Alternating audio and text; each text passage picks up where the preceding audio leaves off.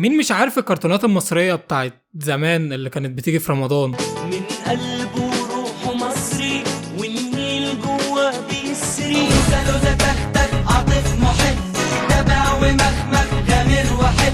بس الحقيقة أنا مش جاي النهاردة أتكلم عن بكار والمغامرون الخمسة والحاجات اللي معروفة ولسه فاكرينها لحد دلوقتي دي، لأ، أنا جاي أكلمكم عن كرتونات نادرة جدا وتقريبا محدش يعرف عنها حاجة، يعني هي ظهرت فجأة واختفت فجأة برضو. فخلينا نبتدي بأول كرتون هنتكلم عنه وهو فطوطة، بس مش فطوطة اللي هو العادي اللي كان اسمه فوازير فطوطة المعروف جدا، لا ده هو اتعمل منه مسلسل كرتون تاني منفصل كان اسمه فطوطة وتيتا مظبوطة، وفعلا انا متأكد ان قليلين جدا اللي عارفين الكرتون ده. طبعا هو الكرتون بطولة الشخصية الرئيسية اللي هي اسمها فطوطة، واللي كان بيعمل الاداء الصوتي بتاعها الفنان الراحل العظيم سمير غانم. فيعني عايز اقول لكم انا اساسا ما اتفرجتش على فوازير فطوطة اللي كان الحقيقي ده القديم، عمري ما اتفرجت عليه، بس انا كنت بعشق المسلسل بتاع فطوطة وتيتا مظبوطة ده. هو المسلسل كان باختصار بيتكلم عن شخصية فطوطة دي، بس فجأة بيجي لهم جواب من جدتهم، والجواب ده هو عبارة عن وصية كاتباها تيتا مظبوطة مخصوص لفطوطة، وبتقول له فيه ان هي حست ان ايامها معدودة في الدنيا وانها لازم تبلغه ان هي بتهديه القصر بتاعها الكبير جدا ده، بس علشان يقدر ان هو يحصل عليه هو والكنز بتاعها مطلوب منه ان هو يحل الالغاز اللي موجوده في القصر. فكل اوضه من اوض القصر المفروض ان هي هيكون فيها لغز معين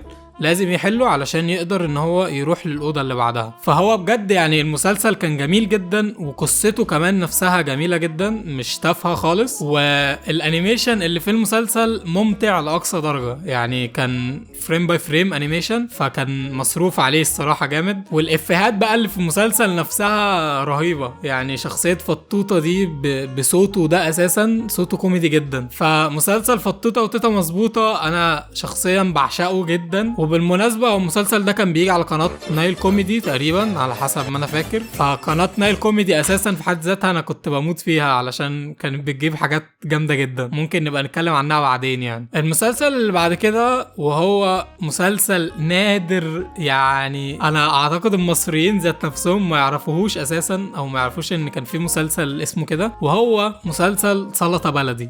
انا بتهيالي ان المصريين ذات نفسهم ما يعرفوش ان كان في مسلسل كرتون اسمه سلطة بلدي. بس سلطة بلدي هو كان كرتون مختلف شوية، لان هو كان معمول بستايل ان هو كل الشخصيات اللي فيه عبارة عن حيوانات فقط لا غير، ما كانش فيه بني ادمين خالص. وبجد المسلسل ده بقى انا عايز اقول لكم ان هو مسخرة جدا لاقصى درجة، ده غرضه الاول والاخير هو الكوميديا فقط لا غير. يعني هو شخصيات المسلسل كلها طالعين ان هم عايشين في حارة شعبية كده، فطول الوقت بقى بيتكلموا بدون تكلف خالص، واساميهم نفسها اساسا تحسها مضحكة جدا. يعني كان في شخصية الكلب ده كان اسمه مشمش، وكان طالع ان هو متجوز تقريبا جاموسة او بقرة حاجة زي كده، انا مش عارف دي ايه بصراحة. وكمان كانوا مطلعين ان في حمار متجوز حمارة وحاجات كتير زي كده. وكان في شخصية فار طالع ان هو دكتور اساسا واسمه شوربة، اسمه دكتور شوربة. فبجد مسلسل كان غريب جدا وعشوائي لاقصى درجة ممكنة. وبالمناسبة هو كان بيجي برضو على نفس قناة نايل كوميدي اللي هي كانت بتعرض فطوطة وتيتا مظبوطة. اللي هتكلم عنه بعد كده هو في الحقيقة كان برنامج او يعني زي سكتشات كده صغيرة، مش مسلسل كبير، وهو اي كلام فاضي معقول. اي كلام فاضي معقول، دول هم اللي قالوا لي اقول. انا عارف ان الاسم طويل شوية، بس بتهيألي اي كلام فاضي معقول كلنا تقريبا عارفينه وفاكرينه لحد دلوقتي عادي جدا. المفروض ان فكرته ان هما بيجيبوا الممثلين ويرسموهم كشخصيات كرتونية ساخرة ويقعدوا يتريقوا عليهم بقى وحاجات زي كده. المضحك ان كان فيه زي تحذير كده في بداية كل حلقة بيقولوا فيه ان جميع ما يذكر في هذا البرنامج هو من وحي الخيال، والشخصيات والاحداث دي مش موجودين في الحقيقة. والفكرة ان دي اكتر حاجة تدل اساسا ان هم قاصدين الشخصيات دي بعينها، عشان كده حطوا التحذير ده كنوع من انواع اخلاء المسؤولية يعني. فمثلا انا فاكر لحد دلوقتي شخصية عمرو اديب المذيع كانوا عاملين له كاركتر كده مسخرة جدا، وكانوا بيقعدوا يتريقوا عليه طول الوقت. وكمان كان في شخصية عادل إمام وتامر حسني، وبجد كلهم مضحكين جدا لأقصى درجة. وحتى عمرو دياب وأحمد شوبير كانوا عاملين لهم شخصيات. فهم فعلا ما سابوش حد في حاله خالص من المشاهير. ودي كانت احلى حاجه في البرنامج الصراحه، ان هم يعني بيتريقوا على الكل، مفيش اي تفرقه بين حد وحد. الكرتون بقى اللي جاي ده ما اعتقدش ان هو نادر الصراحه، يعني هو اتشهر جدا وناس كتير عارفاه عادي جدا، بس انا حبيت اتكلم عنه علشان انا شخصيا بحبه يعني.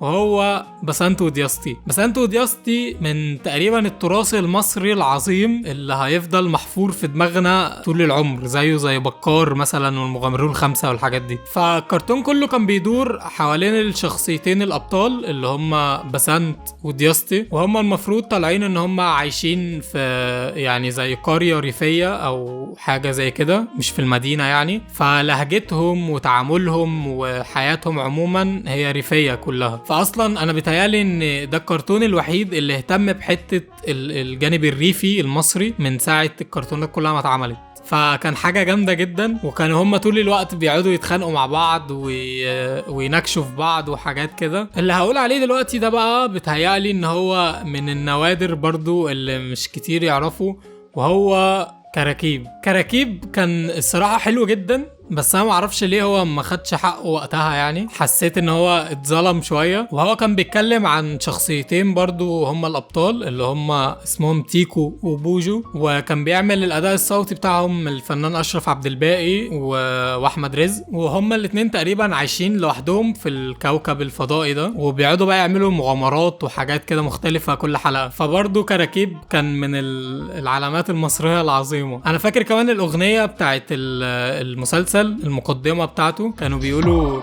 أصله كراكيب كوكب غريب مليان ألاعيب تيكو بوجو مش عارفين. فلا كان حاجة لذيذة جدا ومميزة الصراحة. ولو فاكرين ان الكرتونات اللي قلناها كلها دي تعتبر نادرة، فاستنوا لحد ما تعرفوا الكرتون الجاي ده واللي محدش يعرفه، وانا شخصيا ما كنتش اعرفه، يعني انا عرفته بالصدفة من على النت. وهو كرتون وابو تقفيل مصري. الكرتون ده انا شخصيا ما كنتش اعرفه عايز اقول لكم، بس انا لما دورت على كرتونات مصرية قديمة وحاجات كده لقيت ان هو موجود، وان كان في ناس بتتفرج عليه فعلا، انا ما اعرفش مين. فخليني اقول لكم نبذه سريعه يعني قوي عن الكرتون ده. هو المفروض بيتكلم عن شخصيه البطل الرئيسي ده اللي هو اسمه وابو، وهو المفروض ان هو طالع مخترع وبيحب الكمبيوتر وبيهتم بالتكنولوجيا والحاجات دي، بس اهله طول الوقت شايفين ان هو عاطل وما بيشتغلش ومش عارف يلاقي شغلانه وكده، فطول الوقت بيقعدوا يسخفوا عليه يعني. بس هو كل اللي في دماغه واللي هو مصمم عليه ان هو عايز يخترع جهاز كده معين بيغير طباع البشر تقريبا على حسب ما انا فهمت. فهو المفروض ان هو طالع طول المسلسل بيحاول ان هو يخترع الجهاز بتاعه ده، وبيجربه الاول على الحيوانات. فهو نجح ان هو خلى الحمار يتكلم مثلا، وخلى الحمار بقى ذكي. وبعد كده ابتدى بقى ان هو يجرب الجهاز ده على اهل الشارع عنده، لقاهم اتغيروا فعلا. انا ما كملتش الصراحه فرجع مسلسل علشان يعني الستايل ده انا مش بحبه قوي، بس انا لقيته من ضمن الحاجات النادره اللي لقيتها فقلت اقول لكم عليه يعني. واسمه غريب قوي اصلا، اسمه وابو تقفيل مصري، ما تفهمش معناه ايه. اخر كرتون هنتكلم عنه بقى النهارده، واللي هو ما يعتبرش يعني كرتون قوي 100%، هو جزء منه حقيقي وجزء كرتون، تقدر تقول ان هو ميكس كده ما بين الاتنين، وهو القبطان عزوز. القبطان عزوز ياكل القرش لما يعوز.